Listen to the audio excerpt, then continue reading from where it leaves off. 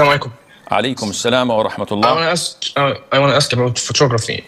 We know that photography is permissible, but the cameras automatically process the photo, meaning they change the white balance, the sharpness, the exposure, and they change, sometimes make a color correction. But these things, I think these things are not for beautification. They are just technical things.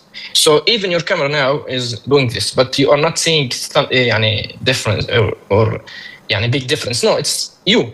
So does this take photography from the permissibility to prohibition? Because all cameras do this. First of all, photography is an issue of dispute among scholars. It's not permissible among all.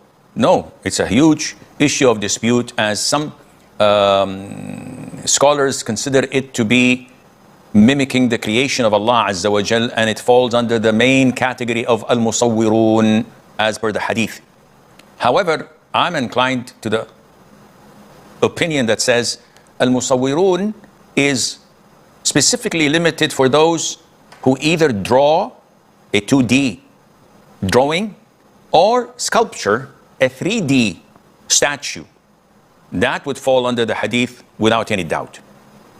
So photography, I'm inclined to the opinion that says it's permissible, inshallah, providing it's not for women and it's not of deceased people due to restrictions that may occur because of that.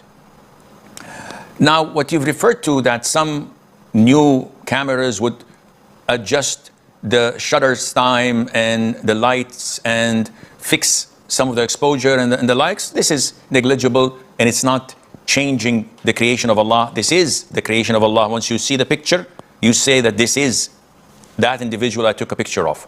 It's him. It's not someone else. What is not permissible is to Photoshop.